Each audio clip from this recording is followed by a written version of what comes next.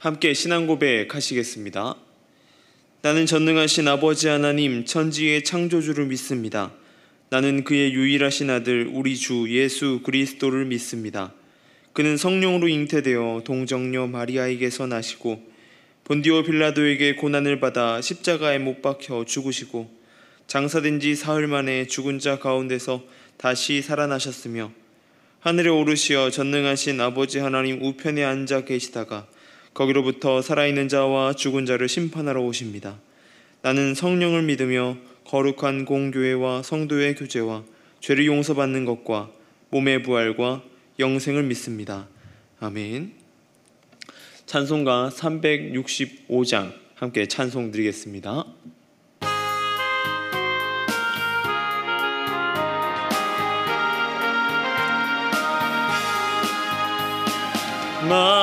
마음속에 근심 있는 사람 주 예수 앞에 다뢰어라. 슬픈 마음 있을 때에라도 주 예수께 아뢰라.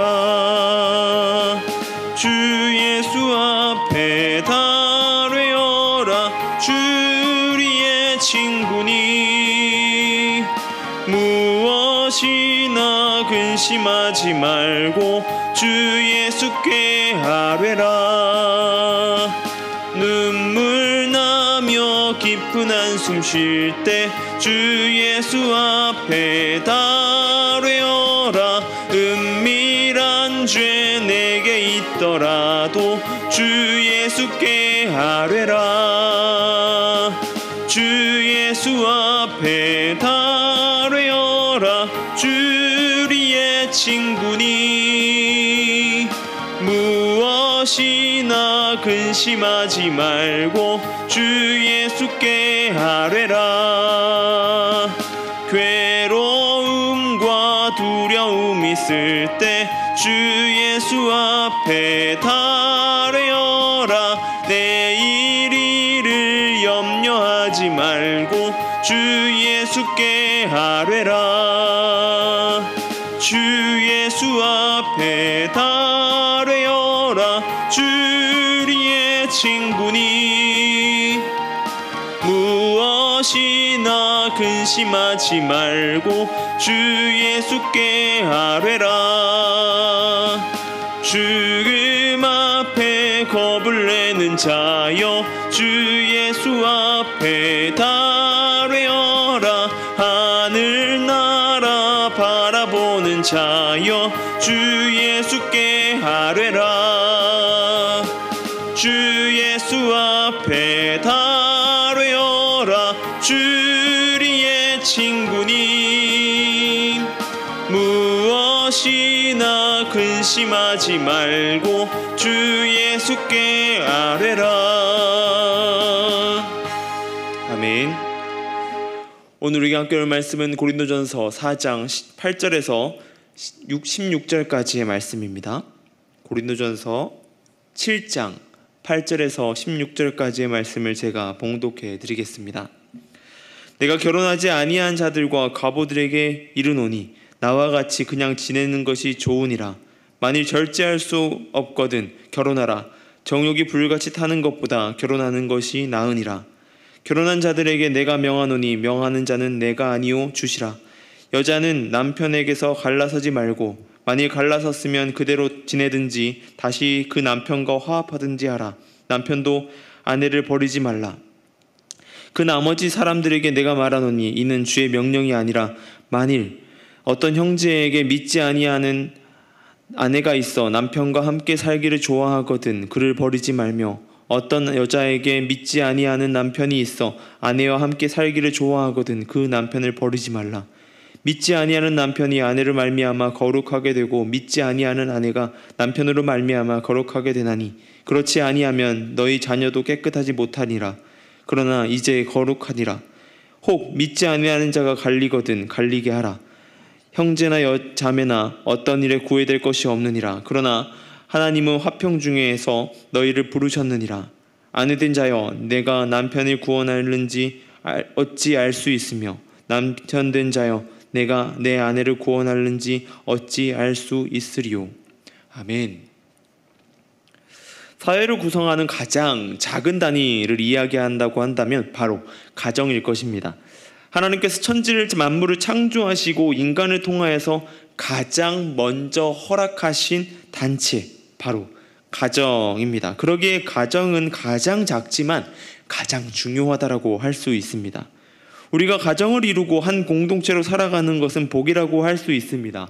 창세기 2장 18절에 하나님은 사람이 혼자 지내는 것이 좋지 못하다고 말씀하시면서 아담과 하와를 만들어 주십니다. 그리고 그 가정 안에 하나님 나라를 이뤄가라고, 그 가정 안에서 하나님 나라를 이뤄가라고 말씀하고 계십니다. 에베소서 5장 33절에서 너희도 각기 자기 아내를 사랑하기를 자기같이 하고 아내도 그 남편을 경외하라 라고 말하고 있습니다. 가장 작은 부분인 가정에서부터 하나님 나라를 이루어가야 하는 것입니다. 그러나 현대 사회 속에서 가정이라는 가장 작은 단체가 가장 소홀히 여겨진다라는 생각을 해보게 됩니다. 이혼이라는 것을 쉽게 생각하고 그만큼 가정을 이루는 것도 쉽게 생각하기 때문입니다. 그리고 젊은 청년들 사이에서 결혼은 인생에 있어서 가장 빨리 포기해야 되는 것 중 하나로 여겨지기도 합니다. 화목해야 될 가정에 불화가 있고 다툼이 있고 심지어는 서로에게 상해를 입히는 경우까지도 생겨나게 됩니다. 여러분의 가정의 모습은 어떠한 가정의 모습입니까? 초대교회가 부흥에 이르면서 많은 가정이 하나님의 뜻을 따라 성장해 가기 시작했습니다. 서로 물건을 통용하고 아끼고 자신의 재물을 나눠주고 날마다 하나님을 찬양하면서 초대교회가 성장하였죠. 그런데 초대교회 안에 수많은 사람들이 또한 모여들었습니다. 그 안에는 사회적 약자들이 굉장히 많이 있었다라고 하는 것이죠. 그리고 그런 교회 안에 저마다 다른 가정의 모습들이 존재하였다라고 하는 것입니다. 이런 사람도 모이고 저런 사람도 모인 것이죠. 그러면서 바울은 오늘 본문을 통하여서 이런 가정들이 어떻게 지내가야 되는지, 어떻게 살아가야 되는지를 말해주고 있습니다. 먼저는 아직 가정을 이루지 못한 자들과 가정이 없는 자들에 대해서 이야기하고 있습니다. 바로 과부들과 결혼하지 않은 자들에 대한 이야기입니다. 바울은 그런 자들에게 권면합니다. 바로 가정을 가지는 것이 아니라 바울과 같이 지내는 것을 추천하는 것이죠. 바울과 같이 홀로 지내는 것을 추천하는 겁니다. 바로 혼자 지내라고 하는 것입니다. 바울이 그렇게 이야기할 수 있는 것은 하나님을 섬기는 데 있어서 혼자 있는 것보다 더없이 자유로울 것은 없기 때문입니다. 그러나 바울은 9절에 이렇게 이야기합니다. 만일 절제할 수 없거든 결혼하라. 정욕이 불같이 타는 것보다 결혼하는 것이 나으니라 라고 말합니다. 절제할 수 없다면, 정욕의 문제를 절제할 수 없다면 결혼하라 라고 이야기하고 있는 것입니다. 이것을 해결하지 못한다면 결혼해라 라고 이해하는 것이죠. 그로 인한 범죄를 저지를 수도 있기 때문입니다. 바울이 계속해서 참지 못하거든 결혼하라고 하는 것은 정욕의 도피처가 결혼이라고 말하기 때문은 아닙니다. 그리고 결혼이 그러한 관계이기 때문도 아니라고 하는 것이죠. 당시 고린도 교회의 상황, 음란과 여러 가지 성적인 문제들이 만연해 있는 곳을, 그곳 가운데 살아가고 있는 그리스도인들에게 들어오는 죄의 문제가 생각보다 너무나 심각했다라고 하는 것입니다. 우리는 모든 우선순위는 죄악에 있으면 안 되는 것입니다. 바로 하나님을 섬기는 일, 하나님께 예배하는 일에 최우선으로 맞춰져 있어야 하는 것입니다. 그것에 방해가 된다면 과감하게 제거해버려야 된다라고 하는 것이죠. 그뿐 아니라 하나님의 뜻과 계명에 어긋나지 않는 삶을 살기 위해 노력, 또 그 안에 우리는 그 노력이 너무나 많이 필요하다라고 하는 것입니다. 바울은 우리로 그러한 삶을 살기 위하여 결혼에 관하여서 계속해서 이야기하고 있는 것입니다. 그리고 또한 가정을 이루고 있는 자들에 대해서도 권면하고 있습니다. 먼저는 가정에 충실하라고 말합니다. 10절과 11절에 아내는 남편과 갈라서지 말라고 말하고 남편도 아내를 버리지 말라라고 이야기하고 있습니다. 우리는 하나님이 허락하신 아름다운 단계인 가정을 이루면서 살아갑니다.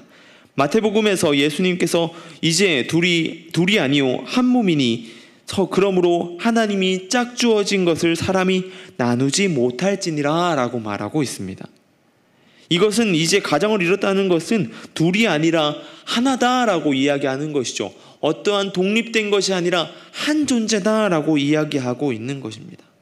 그렇게 가정을 충실하게 이뤄가라라고 먼저 말합니다. 다음으로는 가정 내에 믿지 않는 아내와 남편이 있을 때 이야기하고 있습니다. 참 어려운 일이라고 할 수 있습니다. 저희 부모님도 교회를 다니지 않으시고 믿음이 없으시기에 그런 것들을 너무나 잘 알고 있습니다.